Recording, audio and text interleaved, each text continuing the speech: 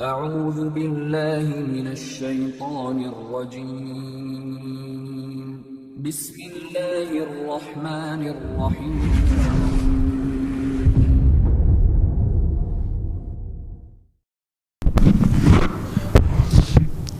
Assalamualaikum warahmatullahi wabarakatuh.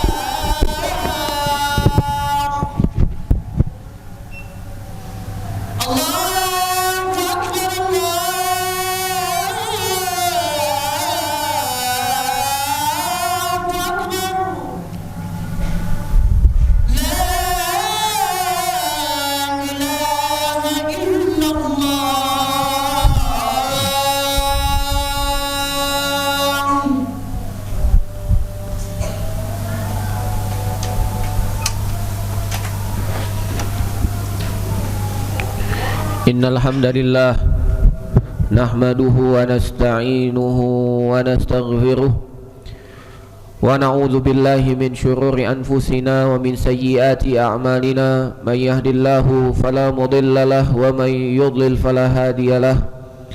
Asyhadu an la ilaha illallah wahdahu la syarikalah wa asyhadu anna Muhammadan abduhu wa rasuluh. Qala Allah Ta'ala ya ayyuhalladzina amanu taqullaha haqqa tuqatih wa la tamutunna illa wa antum muslimun. Ya ayyuhan nasu taqu rabbakum alladzi khalaqakum min nafsin wahidah wa khalaqa minha zawjaha wa bassa minhuma rijalan katsiran wa nisaa'a wattaqullaha alladzi tasaaluna bihi wal arham innallaha kana 'alaikum raqiba. Ya ayyuhalladzina amanu taqullaha wa qulu qawlan sadida يصلح لكم أعمالكم ويغفر لكم ذنوبكم ومن يطع الله ورسوله فقد فاز فوزا عظيما فإن أصدق الحديث كتاب الله وخير الهدي هدي محمد صلى الله عليه وسلم وشر الأمور محدثاتها وكل محدثة بدعة وكل بدعة ضلالة وكل ضلالة في النار. معاشر المسلمين, sidang jamaah salat Jumat rahimani wa rahimakumullah, marilah kita bersyukur kepada Allah Subhanahu wa taala atas limpahan nikmat yang Allah Subhanahu wa taala telah berikan kepada kita. Selawat beriringkan salam kita haturkan kepada baginda Nabi besar Muhammad sallallahu alaihi wasallam. Semoga salawat dan salam juga tercurah limpahkan kepada keluarga, sahabat dan para pengikut beliau yang mengikuti dengan benar sampai hari kiamat. Jamaah sidang salat Jumat rahimani wa rahimakumullah, hari ini hari Jumat, dan ini merupakan Jumat pertama di tahun 1444 Hijriah, tanggal 7 Muharram. Jamaah sidang salat Jumat rahimani wa rahimakumullah, bulan Muharram adalah salah satu dari bulan yang dimuliakan oleh Allah Subhanahu wa taala. Allah Subhanahu wa taala berfirman di dalam surat At-Taubah, inna iddatash syuhuri indallahi isna asyara syahran fi kitabillahi yawma khalaqas samawati wal ard minha arba'atun hurum. Allah Subhanahu wa taala berfirman, sesungguhnya hitungan bulan di sisi Allah Subhanahu wa taala ada 12 bulan. Di hari penciptaan langit dan bumi, 4 di antara 12 bulan tersebut adalah bulan yang haram, bulan yang mulia, bulan yang agung, bulan yang dilarang, diharamkan untuk berperang di dalamnya. Di dalam hadis Nabi SAW menjelaskan apa itu 4 bulan yang haram. Kata Nabi Muhammad SAW, salasun mutawaliyat, 3 bulannya berturutan, Zulqa'dah, Zulhijjah, Muharram. Bulan Zulqa'dah, bulan Zulhijjah dan bulan Muharram. Lantas Nabi melanjutkan wa Rajabun Mudhar, dan bulan Rajab yang mulia yang agung. Jadi 4, Zulqa'dah, Zulhijjah, Muharram dan nanti Rajab. Alhamdulillah Allah berikan kita kesempurnaan sehingga kita dapat melewati bulan Zulqa'dah. Kemudian juga kita telah melewati bulan Zulhijjah, dan dua-duanya adalah bulan haram, bulan mulia. Dan sekarang kita berada di bulan Muharram, yang mana bulan Muharram ini adalah juga bulan yang agung, bulan mulia. Ada apa yang ada di bulan Ramadan, di bulan Muharram? Tentu jawabannya amalan-amalan soleh.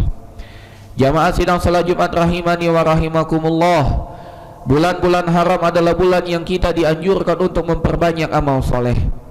Bulan-bulan haram adalah bulan yang kita dilarang atau diperintahkan untuk menahan diri untuk melakukan perbuatan dosa dan maksiat.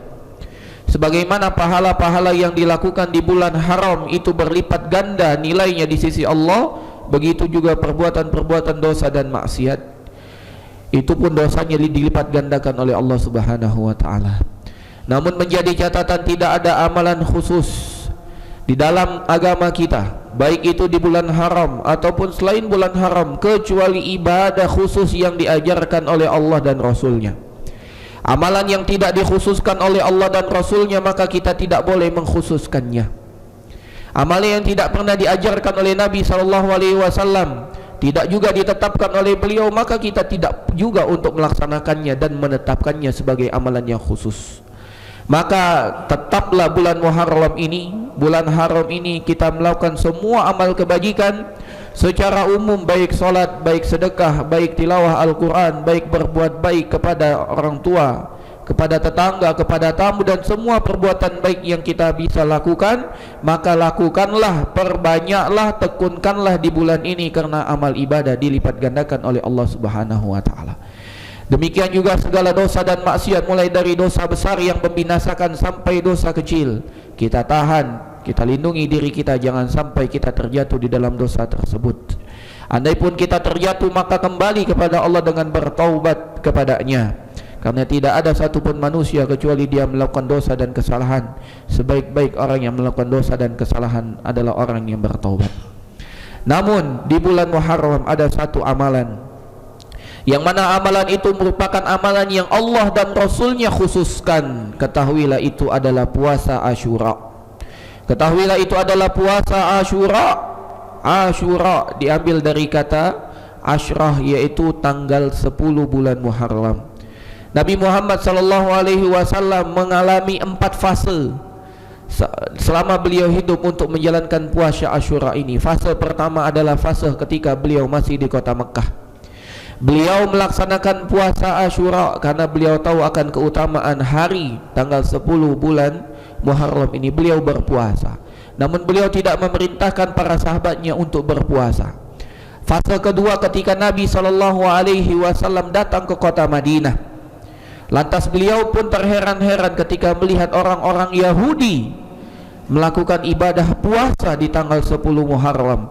Maka Nabi SAW bertanya, sebagaimana yang diriwayatkan oleh Abdullah ibnu Abbas. Kata Abdullah ibnu Abbas, qadiman Nabi SAW al-Madinata. Nabi datang ke kota Madinah, artinya Nabi hijrah dari kota Mekah ke kota Madinah. Fara'al Yahuda tasumu. Beliau melihat orang-orang Yahudi berpuasa yauma Asyura pada tanggal 10 bulan Muharram. Orang Yahudi berpuasa, ada apa ini? Maka Nabi SAW berkata, faqal ma hadha, ada apa ini sampai orang-orang Yahudi berpuasa? Qalu, maka mereka pun menjawab, hadza yaumun salihun, ini adalah hari yang mulia, ini adalah hari kebaikan, ini adalah hari yang spesial. Hadza yaumun najjallahu bani Israil min aduwwihim, hari ini di mana Bani Israel diselamatkan oleh Allah Subhanahu wa taala dari musuh mereka, yaitu Firaun. Fasoma Musa syukran lillah, maka Nabi Musa pun berpuasa karena bersyukur kepada Allah Subhanahu wa taala, dan ibadah ini dilakukan juga oleh orang-orang Yahudi setelahnya. Lantas Nabi SAW mengomentari, fa ana ahaqqu bi Musa, maka ketahuilah aku lebih berhak kepada Nabi Musa minkum, daripada kalian wahai Bani Israel. Fasamahu, maka Nabi SAW melakukan puasa Asyura, wa amara bisiyamihi, dan Nabi SAW memerintahkan para sahabatnya untuk betul-betul berpuasa di Asyura ini. Bahkan dalam riwayat yang lain Nabi SAW memerintahkan para sahabatnya untuk berpuasa. Ternyata ada para sahabat yang belum mendengar berita tersebut, yang mendapati pagi hari lantas mereka tetap makan, tidak berpuasa. Mendengar hal tersebut, Nabi memerintahkan mereka untuk menahan dirinya dan melanjutkan sampai datang terbenam matahari.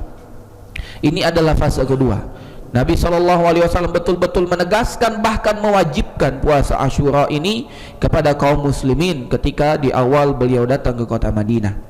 Kemudian fase ketiga, ketika Allah Subhanahu wa taala telah menurunkan perintah puasa Ramadan. Allah Subhanahu wa taala berfirman, kutiba alaikumus syiyam kama kutiba alal ladzina min qablikum la'allakum tattaqun. Diwajibkan atas kalian berpuasa sebagaimana orang-orang sebelum kalian, agar kalian bertakwa. Maka Nabi SAW yukhayyiru ashabahu, maka Nabi SAW memberikan pilihan kepada para sahabat, insya'a shama wa insya'a tarak. Barang siapa yang ingin puasa maka hendaklah dia berpuasa, barang siapa yang tidak mau berpuasa maka tidak masalah, tidak berdosa baginya, yaitu puasa Asyura. Dan ini adalah fase ketiga. Dan ketika datang fase keempat, dan ini merupakan fase terakhir dari puasa ini, maka Nabi SAW berpuasa di Asyura dan memerintahkan atau menganjurkan para sahabatnya untuk puasa Asyura.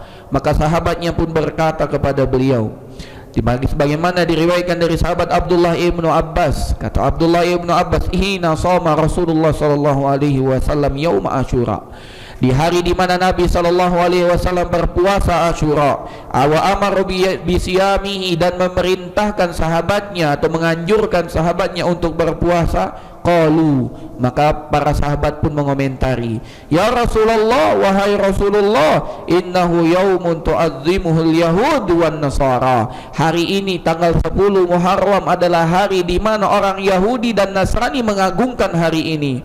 Faqala Rasulullah SAW, lantas Rasul pun merespon. Kemudian beliau mengatakan, fa idza kana al-amul muqbil, kalau seandainya aku dapat berjumpa dengan tahun depan, insyaallah sumnal yawma tasi', kata beliau, insyaallah kita akan berpuasa juga di tanggal 9-nya, kata beliau sallallahu alaihi wasallam. Namun sayangnya, kata Abdullah ibnu Abbas, falam ya'til amul muqbil hatta tuwfiya Rasulullah sallallahu alaihi wasallam, namun belum sampai tahun itu Nabi sallallahu alaihi wasallam telah wafat, sehingga beliau tidak pernah berpuasa Tasu'a. Namun perintah ini tetap menjadi sandaran bagi kita, bahwasanya kita dianjurkan oleh Rasul sallallahu alaihi wasallam untuk menegakkan puasa Asyura dan satu hari sebelumnya itu Tasu'a, yaitu kita berpuasa di tanggal 9 Muharram dan tanggal 10 Muharram. Para ulama menjelaskan kenapa Nabi sallallahu alaihi wasallam mengatakan lau aishtu lasumut tasi', la asumut tasi', kalau seandainya aku masih hidup aku pasti akan berpuasa 9. Kata para ulama, ini menjelaskan bahwasanya kita harus menyelisihi orang Yahudi. Kalau seandainya orang Yahudi hanya berpuasa di tanggal 10, maka bentuk kita menyelisihi mereka, kita pun berpuasa di tanggal 9 dan 10-nya.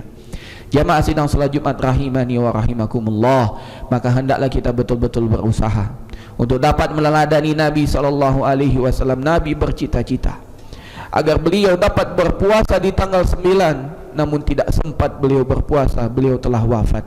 Maka mari kita bersemangat mewujudkan apa yang telah Nabi sallallahu alaihi wasallam sampaikan tersebut. Mari kita berpuasa di tanggal 9 dan tanggal 10 Muharram. Dan ketahuilah bahwasanya tanggal 9 dan tanggal 10 Muharram di Indonesia akan jatuh di hari Ahad dan hari Senin besok. Hari ini tanggal 7, besok tanggal 8, Ahad tanggal 9. Berarti kita akan makan sahur di hari Sabtu malam Ahad. Semoga Allah Subhanahu wa taala mempermudah langkah kita untuk dapat meneladani Nabi kita Muhammad sallallahu alaihi wasallam. Aku ma tasma'un wa astaghfirullah li wa lakum.